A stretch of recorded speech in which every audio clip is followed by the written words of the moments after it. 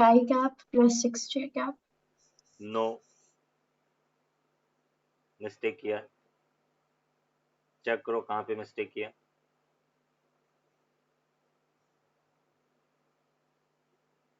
So -8 I cap, -16 J cap. Yes, -8 I cap और -6 जे cap, क्योंकि बेटा नेगेटिव एक्स डायरेक्शन में है ना। यहाँ पे अपन कह रहे कि इसको जब अपन रिजॉल्व करेंगे तो इसका जो एक्स कंपोनेंट है वो नेगेटिव एक्स एक्सिस में होगा और वाई कंपोनेंट है वो नेगेटिव वाई एक्सिस में होगा। तो इसको अपन क्या लिखेंगे, हमने कहा था थीटा वाला कंपोनेंट कॉस होता है, तो ये अपने पास 10 cos 37 और ये होगा 10 sin 37। तो जो एफ वेक्टर है उसको हम लिख सकते हैं -10 cos 37 I cap, and Y है वो भी नेगेटिव है, -10 sin 37 जे कैप। मीन्स ये अपने पास हो गया -10 cos 37 4/5 आई कैप हो गया, -10 sin 37 3/5 जे कैप हो गया। मीन्स ये अपने को मिला -8 आई कैप -6 जे कैप के इक्वल होगा। ये अपने पास फोर्स एफ की वैल्यू है। अगर अपने को ए फाइंड करना बेटा, तो ए में अपन क्या कहेंगे, ए का बेटा ये एक्स कंपोनेंट होगा और ये इसका वाई कंपोनेंट होगा। तो यहाँ पे एक्स कंपोनेंट की बात करें तो कितना होगा बेटा 20 cos 37, sorry 20 cos 30। Y component क्या होगा 20 sin 30। थीटा वाला कंपोनेंट कॉस होता है, ये याद रखना। तो यहाँ पे अपन कह सकते हैं कि A vector that will be equals to 20 cos 30 I cap -20 sin 30 J cap. मीन्स ये अपने को मिला 10√3 I cap -10 J cap. That is the answer. ये इसका एक्सप्लेनेशन होगा। Sir, yes sir, but force और एक्सेलरेशन का दोनों का जो y एक्सिस वो सेम आ रहा है ना, so won't it become like -6 plus -10? इसमें अपने को Because ए वेक्टर को अलग से रिजॉल्व करना है और एफ वेक्टर को अलग से रिजॉल्व करना है। तो दोनों का okay, कंपोनेंट सेम नहीं है। अपन कह रहे कि जो इसका कंपोनेंट ये होगा, ये वैल्यू अपने पास 20 sin 30 होगा। ये डायग्राम जो अपने ड्रॉ किया है वो हमने मेजरमेंट के अकॉर्डिंग ड्रॉ नहीं किया, रफली ड्रॉ किया है, इसलिए हमें सेम दिख रहा है, बट इसकी लेंथ है वो अलग अलग okay sir. है ना। ये इंडिविजुअल एक्सीलरेशन को एक अलग वेक्टर अपन मान रहे हैं, फोर्स को अलग वेक्टर, दोनों को साथ में ऐड नहीं कर सकते, क्योंकि हमने यूनिट्स एंड मेजरमेंट में देखा था कि जब दो वेक्टर सेम वेक्टर है तो ही अपन उसको ऐड कर सकते हैं। दो सिमिलर टाइप की क्वांटिटी है उसको ऐड किया जा सकता है और सब्ट्रैक्ट किया जा सकता है। फोर्स और एक्सीलरेशन को ऐड और सब्ट्रैक्ट नहीं कर सकते। चलो नेक्स्ट एक और एग्जांपल देखते हैं, सबसे इंपॉर्टेंट जो सबसे ज्यादा अपन यूज करेंगे। ये जैसे अपने पास इंक्लाइन प्लेन है, incline plane of inclination theta है। यहाँ पे अपन कह रहे कि एक ब्लॉक है,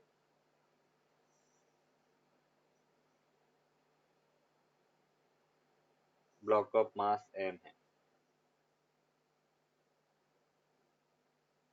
ब्लॉक ऑफ मास m है। अपने को पूछा गया है कि इसका वेट फोर्स बेटा हमेशा कहाँ पे होता है, टुवर्ड्स द अर्थ।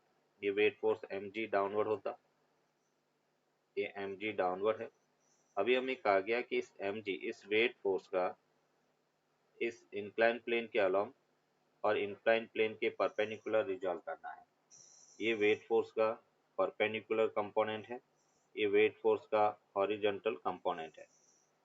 तो अपने को इस वेट फोर्स को perpendicular to plane and along the incline plane resolve करना, and parallel component that will be mg sin theta.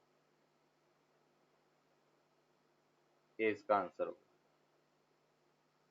अभी जैसे एक और एग्जांपल वो आपको सॉल्व करना है।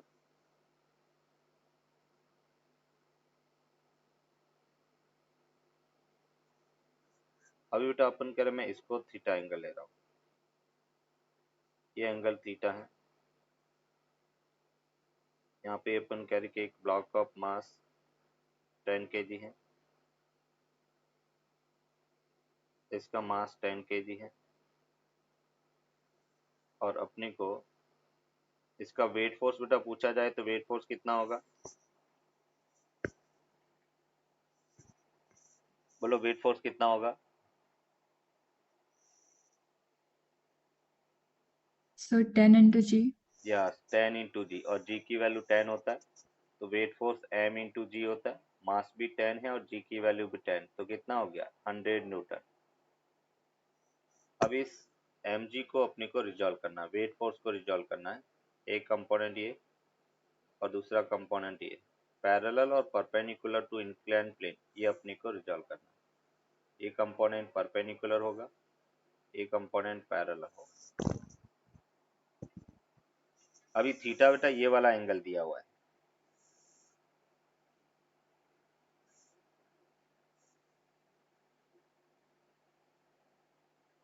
और थीटा अपन कह रहे 30 डिग्री है, ये थीटा है वो 30 डिग्री दिया हुआ है, तो अपने को परपेंडिकुलर और पैरेलल कंपोनेंट फाइंड करना है। क्लियर। तो 2 डायमेंशन रिजोल्यूशन, उसके एग्जांपल अपने देखे, फोर्स को कैसे अपन रिजॉल्व करते हैं। नेक्स्ट अपन देखेंगे वेक्टर एडिशन।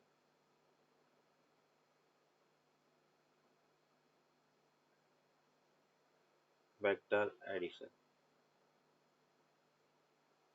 वेक्टर एडिशन में अपन फर्स्ट देखेंगे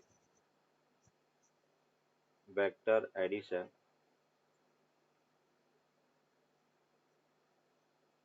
ऑफ कार्टेशियन फॉर्म या रेक्टेंगुलर फॉर्म। कार्टेशियन फॉर्म या rectangular form, I cap, J cap, K cap के फॉर्म में वेक्टर दिया हुआ है, और उनको अगर ऐड करना है तो कैसे ऐड करेंगे वो अपन यहाँ पर देखेंगे। जैसे अपन कह रहे प्लेट, एक वेक्टर ए है, ए वेक्टर अपने पास है A X I cap plus A Y J cap plus A Z K cap, ये वेक्टर ए है। बी वेक्टर अपने पास B X I cap plus B Y J cap plus B Z K cap है। अगर अपने को पूछा गया है कि resultant of both vector find करना है, रिजल्टेंट ऑफ बोथ वेक्टर्स, दोनों वेक्टर्स का रिजल्टेंट, और रिजल्टेंट का मतलब होता है A vector plus B vector. जब भी रिजल्टेंट पूछा जाए इसका मतलब हमें A vector plus B vector find करना है। अभी ए वेक्टर अपने पास है A X I cap plus A Y J cap plus A Z K cap, and the B vector है B X I cap plus B Y J cap plus B Z K cap. और जब दोनों को add करेंगे तो add कैसे करेंगे, I cap के मल्टीपल को ऐड करना है। तो यहाँ पे अपन लिखेंगे A X plus B X into I cap, A Y plus B Y into J cap plus A Z plus B Z into K cap के इक्वल होगा। और अगर हमें इसका मैग्नीट्यूड फाइंड करना है, जैसे अपने को मोड ऑफ आर वेक्टर या mod of A plus B vector ये फाइंड करना है, तो कैसे फाइंड करेंगे, तो हम कह सकते हैं एक्स कंपोनेंट का स्क्वायर होता है A X plus B x, उसका whole square plus A Y plus B Y, उसका whole square plus A Z plus B Z, उसका होल स्क्वायर। ये बेटा अपन कह रहे कि रिजल्टेंट ऑफ टू वेक्टर्स होगा। एक एग्जांपल इससे रिलेटेड देखेंगे। जैसे अपन कह रहे कि if A vector equals to given है 2 I cap minus 4 K cap and B vector equals to 3 i cap plus 4j cap, और हमें कहा गया then find first mod of A vector find करना है, second mod of B vector find करना है, third A vector plus B vector find करना है, एंड फोर्थ मोड ऑफ, चलो पहले यहाँ पे mod of A plus mod of B find करना है, फिर अपने को A vector plus B vector find करना है, और फिफ्थ में mod of A vector plus B vector find करना है। ये बेटा क्वेश्चन है। फिर फोर्थ में अपने को फाइंड करना है A vector plus B vector. बोलो ये क्या मिला?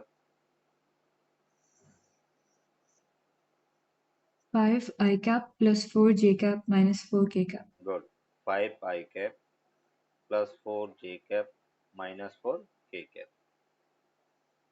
यस, फिर अपन कह रहे कि fifth mod of A vector plus mod of B vector, तो वो किसके इक्वल होगा? तो यहाँ अपने को मिलेगा 5 का स्क्वायर प्लस 4 का स्क्वायर प्लस 4 का स्क्वायर में से अपने को मिला 25 प्लस अपन कह रहे कि 16 और 16 32, and that will be equals to 57, root 57 के इक्वल होगा।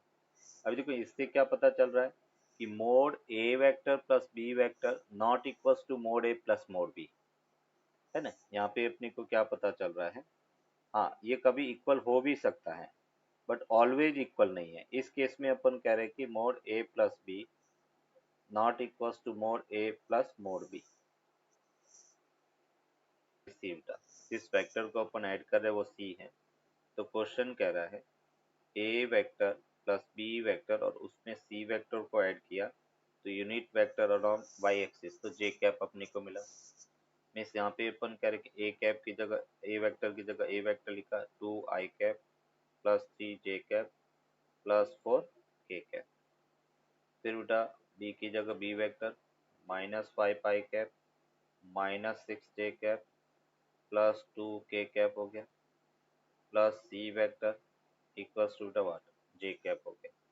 अब यहाँ पे 2 minus 5 and that will be equals to minus 3i cap, 3 minus 6 था minus 3j cap, 4 plus 2 that is 6k cap, plus C vector equals to J cap के equal होगा।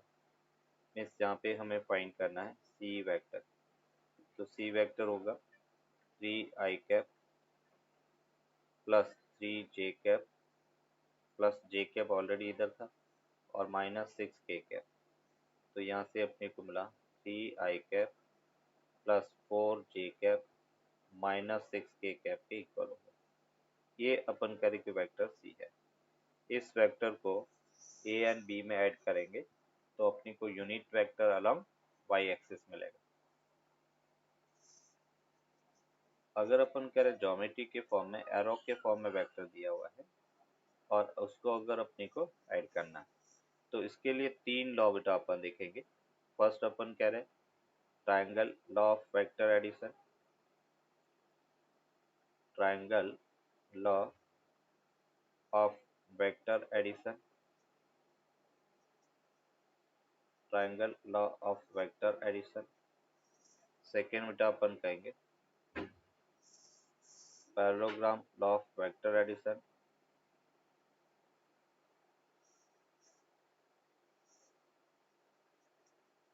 Parallelogram law of vector addition.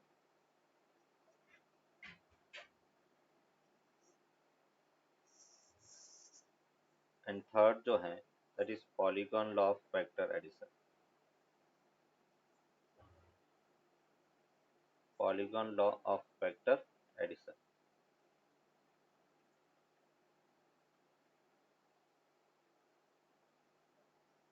अभी यहाँ पे अपन देखेंगे triangle law of vector addition.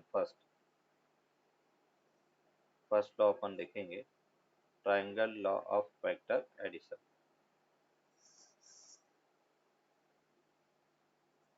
Triangle law of vector addition.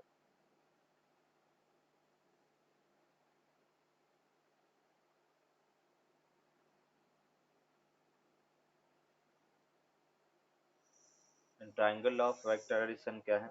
तो ये बेटा अपनी को कहता है अगर दो वेक्टर्स कुछ इस टाइप से गिवन है, एक वेक्टर ये है, दूसरा वेक्टर ये है। If two vectors are given, मतलब जैसे ये एक वेक्टर ए है और दूसरा बेटा बी वेक्टर है, मुझे ए और बी को ऐड करना है।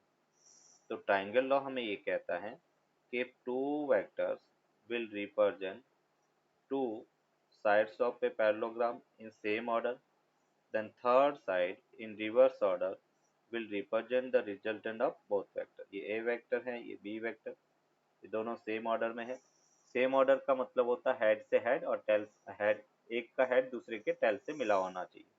तो तीसरा जो वेक्टर है in reverse order will represent the resultant of both vector. Reverse order में मतलब हेड से हेड और टेल से टेल मिला होना चाहिए। तो अपन कह रहे third vector will represent the resultant of both vector. तो अभी आपने जैसे एग्जाम दिया तो एग्जाम में भी ये क्वेश्चन मोस्टली पूछा जाता है। मोशन इन प्लेन में से या तो ट्राइंगल लॉ या वेक्टर पैरेललोग्राम लॉ, दोनों में से एक क्वेश्चन अपने को डेफिनेटली एग्जाम में पूछा जाता है। अभी इसका पहले अपन स्टेटमेंट लिखेंगे कि triangle law of vector addition है क्या। तो यहाँ पे अपन कह सकते हैं according to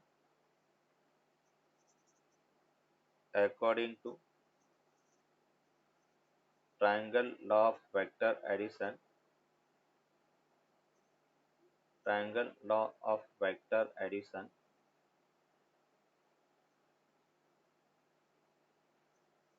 if two vectors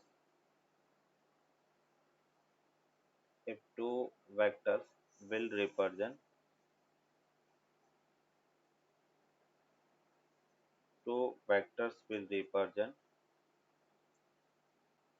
the two sides of a triangle, two sides of a triangle in same order, if two vectors will represent the two sides of a triangle in same order, then the third vectors, yeah, the third side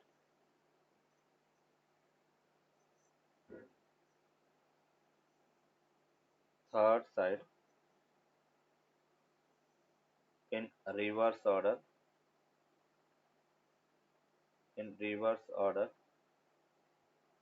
will represent the resultant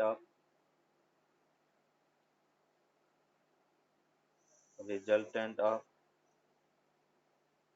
both vectors। Resultant of both vector, ये बेटा इसका statement है। Two vectors in same order will represent the resultant of will represent the two sides of a triangle, then third side in reverse order will represent the resultant of both vectors।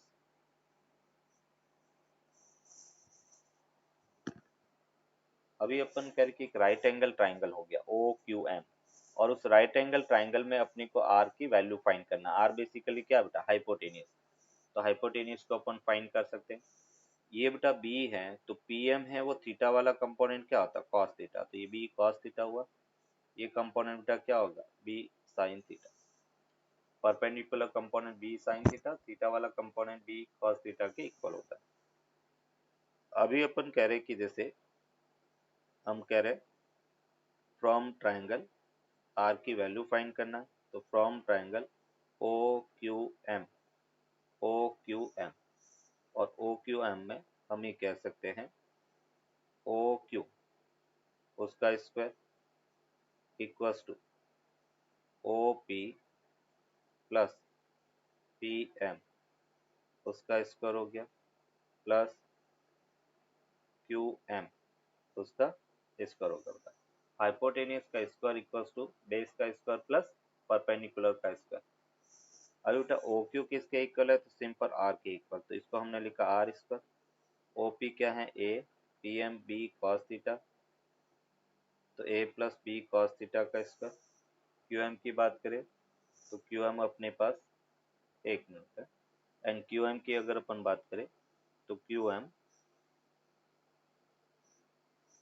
B sine theta और उसका whole square हो गया, और उसको अपन solve करेंगे तो ये are square हो गया। ये अपने पास A square plus B square cos square theta plus 2 AB cos theta plus बेटा B square sine square theta के इक्वल होगा। मीन्स यहाँ पे अपन कह सकते हैं आर स्क्वायर, ये बेटा आपने लिखा A square plus B square और cos square theta plus sine square theta, B square को मैंने कॉमन ले लिया, प्लस 2AB कॉस थीटा। अब बेटा अपने को पता है cos square theta plus sine square theta, ये ट्रिग्नोमेट्री आइडेंटिटी क्या होता है बेटा, 1 होता है। Cos square theta plus sine square theta equals to 1 के इक्वल है। तो ये वैल्यू बेटा अपन पुट करेंगे तो हमें देखो क्या मिलता है, R square that will be equals to A square plus B square plus 2AB cos theta के इक्वल है। मतलब मैं कह सकता हूँ कि आर जो रिजल्टेंट है that will be equals to under root A square plus B square plus 2AB cos theta के इक्वल है। ये बेटा अपन कह रहे कि इसका रिजल्टेंट का फॉर्मूला है, एक वेक्टर ए जिसका मैग्नीट्यूड ए है, दूसरा बी और उनके बीच में एंगल अगर थीटा है तो उसका resultant under root A square plus B square plus 2AB cos theta होगा। ये अपन कह रहे कि आर की वैल्यू। फिर अपन कह रहे यहाँ पे बेटा थीटा है, थीटा किसका बीच का एंगल है बेटा, तो हम कहेंगे where theta that is angle between A vector and B vector, angle between A vector and B vector. Theta अपन करें ए वेक्टर और बी वेक्टर के बीच का एंगल है। अभी इसमें बेटा अपन कुछ केस स्टडी करेंगे, तो केस 1 अपन कह रहे हैं if theta equals to 0 degree, जब थीटा 0 डिग्री है तो बेटा cos 0 की वैल्यू क्या होता है, 1 होता है जो मैक्सिमम होता है, और थीटा 0 है इसका मतलब हम कह सकते हैं A vector is parallel to B vector. तो या तो अपन कह रहे कि ए वेक्टर बी वेक्टर के पैरेलल है, या अपन कह रहे कि थीटा 0 डिग्री है, बोथ आर सेम टर्म। उस केस में अपन कहेंगे आर उसकी वैल्यू बेटा मैक्सिमम होगा, क्योंकि cos थीटा की मैक्सिमम वैल्यू +1 के इक्वल होता है। तो ये मैक्सिमम कितना होगा, under root A square plus B square plus 2AB। और बेटा ये वैल्यू किसका होता है, बोलो बेटा a square plus B square plus 2AB किसकी वैल्यू होता है,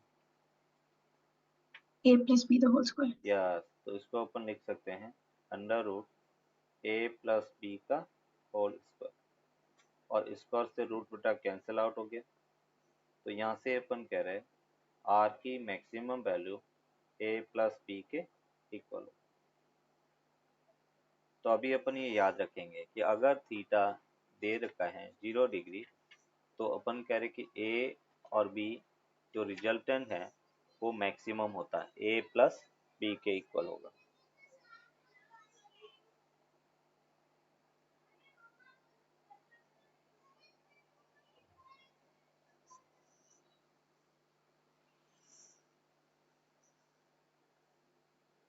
थीटा अगर 90 डिग्री है, cos 90 की वैल्यू बेटा 0 होता है, और थीटा 90 डिग्री है that means A vector is perpendicular to B vector. उस केस में बेटा रिजल्टेंट है वो होगा under root A square plus B square. ये अपन कह रहे किसका रिजल्टेंट होगा। केस 3 अपन कह रहे हैं, और केस 3 में अपन कह रहे if theta that is equals to 180 degree है, और थीटा जब 180 डिग्री है तो cos थीटा की वैल्यू मिनिमम होता है और वो -1 के इक्वल होगा। Theta 180 degree, that means A vector is anti parallel to B vector.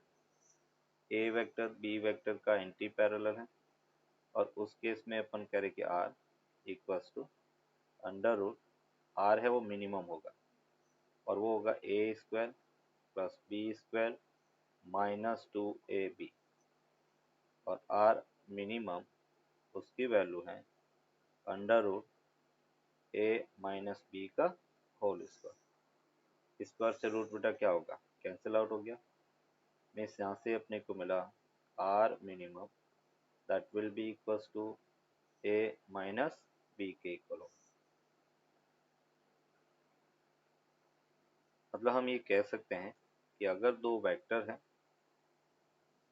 और उसको अपन ऐड करेंगे तो उसका जो रिजल्टेंट है वो a minus b greater than equals to a minus b और less than equals to a plus b के बीच में लाई करेगा।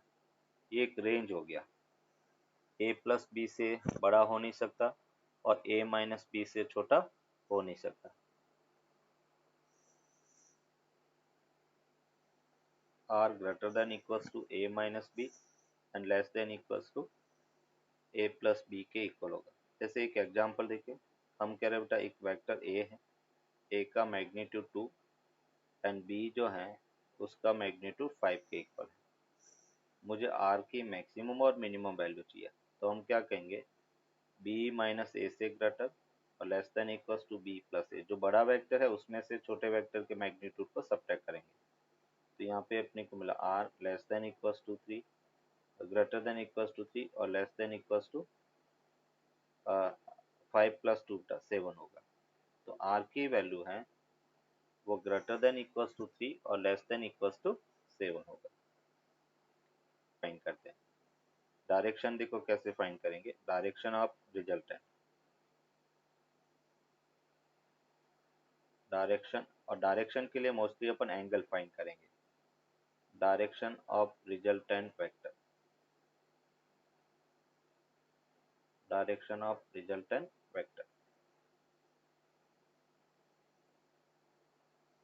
And direction of resultant vector के लिए जैसे अपन कह रहे कि एक वेक्टर,